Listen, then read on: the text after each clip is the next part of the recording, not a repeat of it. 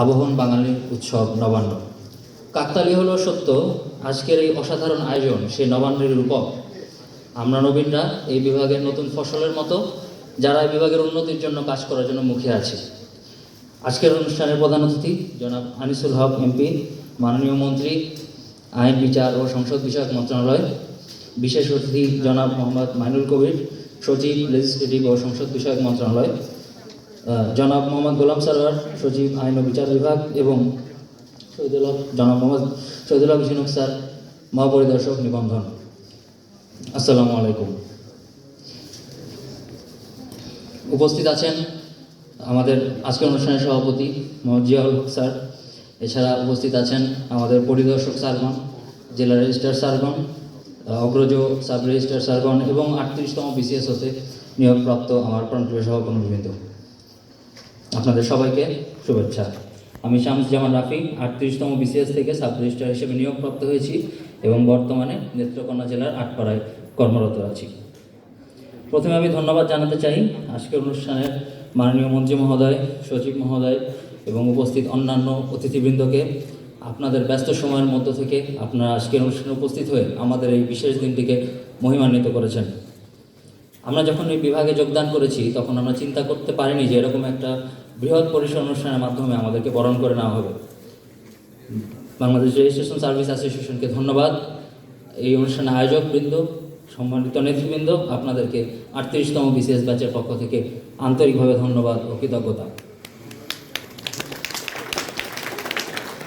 আমরা এখানে যারা সাব রেজিস্ট্রার হিসেবে যোগদান করেছি, আপনারা হয়তো আমার সাথে একমত হবেন। আমরা যখন বিসিএস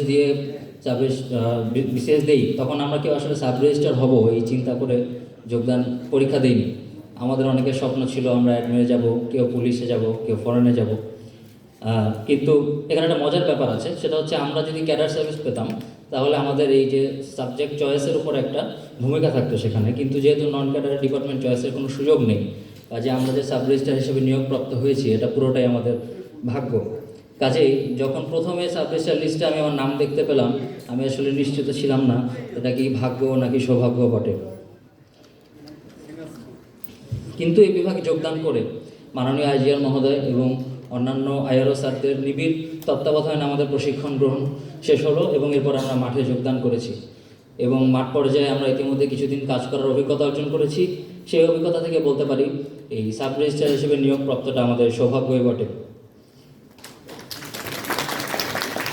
মাঠ পর্যায়ে কাজ করার অভিজ্ঞতা থেকে এটুকু বলতে পারি, মানুষ আমাদেরকে যেভাবে সম্মান করে, তারা আমাদেরকে যেভাবে ভরসা করে, এই ধরনের কাজ করার সুযোগ খুব কম সার্ভিসেই পাওয়া যায়।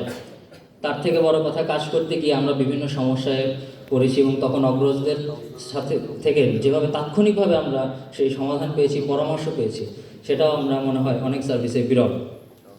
আমরা এমন একটা সময় বিভাগে যোগদান করেছি যখন মাননীয় মন্ত্রী মহোদয়ের দিক নির্দেশনায় এবং আইজিআর স্যারের নেতৃত্বে আমাদের বিভাগ একটি সুন্দর সময়ের দিকে যাচ্ছে। বিভাগে বিভিন্ন দৃশ্যমানোন্নতি হচ্ছে, অনেক কাজ চলমান আছে। আমরা যারা নতুন যোগদান করেছি, আমরা আপনাদের থেকে শুধু এইটুকু দোয়া চাই যেন আপনাদের দিক নির্দেশনা ও পরামর্শ নিয়ে এই যে সুন্দরের দিকে যাত্রা, উন্নতির দিকে যাত্রা, সেই যাত্রাকে যেন আমরা আরও বেগবান করতে পারি। আমরা যেন এই যাত্রার মশাল সমুন্নত রাখতে পারি এবং আমাদের কাজের মাধ্যমে এই যাত্রাকে পরিপূর্ণ করতে পারি।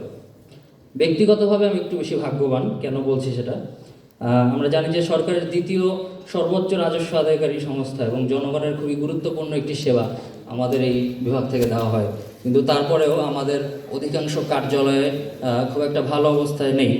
কিন্তু মাননীয় মন্ত্রী মহোদয়ের চেষ্টায়, বিশেষ করে প্রধানমন্ত্রী শেখ হাসিনার বিশেষ নির্দেশে এই বিভাগ, এই নতুন ভবন নির্মাণ কাজ এবং সংস্কার কাজ চলমান আছে। আমি যেখানে আমার পোস্টিং হয়েছে আটপাড়ায়, আমার সৌভাগ্য এই কারণে যে সেখানে আমি যাওয়ার আগেই সদ্যমাত্র একটি নতুন ভবনের নির্মাণ কাজ সমাপ্ত হয়েছে এবং সেই নতুন ভবনে প্রথম সাব রেজিস্ট্রার হিসেবে কাজ করার বিরল সৌভাগ্য অর্জন করতে যাচ্ছি আমি। আমাদের নেত্রকোনা জেলাতেই 3টি নতুন ভবন নির্মিত হয়েছে এবং মাননীয় মন্ত্রী মহোদয়ের উদ্বোধনের অপেক্ষায় আমরা সেগুলো অপেক্ষা করছি। আমি যেহেতু আজকে কথা বলার সুযোগ পেয়েছি, কাজেই এই অনুষ্ঠানের মাধ্যমে আমি মন্ত্রী মহোদয়কে ধন্যবাদ জানাতে চাই এবং মন্ত্রী মহোদয়ের মাধ্যমে মাননীয় প্রধানমন্ত্রী শেখ হাসিনা নিকট আমার ধন্যবাদটুকু পৌঁছে দিতে চাই। সেই সাথে আমি আশাবাদ ব্যক্ত করি বাংলাদেশের যে সকল সাব রেজিস্ট্রি অফিস এখনও যে সবগুলো সাবস্টেশন ক্রমান্বয়ে এই সংস্কার কার্য সমাপ্ত হবে এবং সব অফিসগুলো এমন একটি পর্যায়ে যাবে যেন সরকারি সেবাদানের একটি মডেল হিসেবে অফিসগুলো পরিগণিত হয়। আমি উপস্থিত সকলের কাছে দেওয়া আশীর্বাদ কামনা করছি যেন আমরা ন্যায় ও নীতির পথে অবিচল থেকে আপনাদের দিক নির্দেশনা ও পরামর্শ নিয়ে বঙ্গবন্ধুর সোনার বাংলা করার লক্ষ্যে মানুষকে সেবা দিয়ে যেতে পারি। বঙ্গবন্ধুর একটি বিশেষ ভাষণের কথা আমার আজ মনে পড়ছে।